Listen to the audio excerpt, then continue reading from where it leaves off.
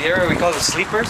Mostly, the idea of we're enslaved to ignorance. We're chained to this colonialist European world, and the way it started is because we wanted to give this idea as how mostly it was really because of the movement. How is it that we struggle to liberate our people, or somewhat give them information or knowledge, as far as the difficulty of passing this information to our people, even to our own families. Like, for example, you have here, why black and white? Black and white because there's no life within this colonialist world, this world that we're enslaved to. And yeah, that was the idea.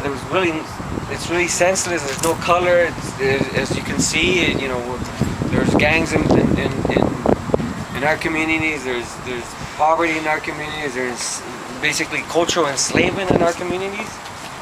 And the idea is that once you get liberated through this information of who we are as a people, the knowledge, the history, then light starts becoming. Color starts to becoming coming into our lives, and that's why you got the idea of opening our eyes. But then again, we wanted to emphasize that there's also, sadly, within our people, those that want to keep us from knowing our history. And you could point out to the examples. I mean, some of us we do it with our own families. But that's the idea. The idea is that we're enslaved to ignorance. And this enslavement goes back all the way to 1492, obviously. But as we learn our history, obviously we're waking up. We're coming out of our slumber, and we're rising little by little.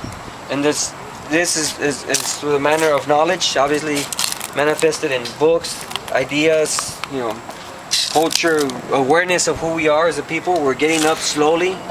We're getting out of our misery, or condemnation by a European colonialist world. We're getting up. The books, metaphorically, you could say, are becoming weapons. So it's in this transition, sadly, like as you can see, someone tagged. And so he's becoming the passive, submissive. Yes, this is your land. Yes, I'm a mestizo. Yes, I'm a Latino. Yes, I'm a pendejo. Yes, I'm a whatever you want to call me. To a more aggressive and assertive Nicantalaca, meaning that now we know who we are as a people. Now we're assertive. We're saying no. We're challenging. We're saying no, this is our land. No, it's not your land. And we're becoming warriors. And we're also, obviously, we're incorporating some history here. Here we have a Nicantalaca female, because in our society we also had female warriors, women, and from different areas. You have a Tlaxcalan with Chotzinca, you have a Mixtec warrior princess, we have a Zapotec warrior, you have a Huachotzinca warrior, you have the Mexica warrior, you have Maya warriors, you have all these warriors. But also you see it as a procession. They're becoming aware of their history, they're becoming knowledgeable. And that's how we are in essence as a movement.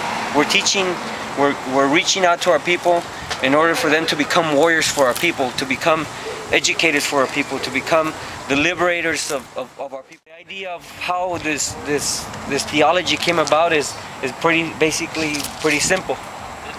The idea was, at the beginning, obviously through observation, but before that, it was the idea of corn, agriculture. So from agriculture, when we came out of our sedentary life, or you could say our life of abandoning the nomadic, or we became more stable through agriculture, through agriculture, obviously, through writing, because we had to know when to plant. But before that, we had to also know the astronomy, when to plant. And we wrote this down. We wanted to, know and keep track of when this is going to take place. But at the same time, we were learning mathematics.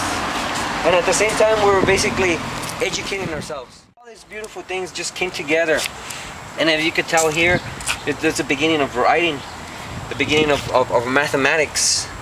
So see, it's like the first dot, the 2 dot, the 3 dot, the 4. And the idea was, you know, the white, the black, and this idea is basically, you know, cool in the Mayan area, basically the idea of our creator.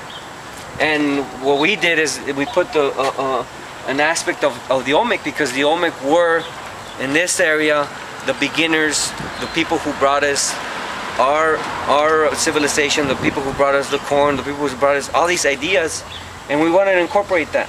So, but what our people also did is that they wanted to tie all this creator, all these aspects together into something that we could relate to, something that we won't forget. For example,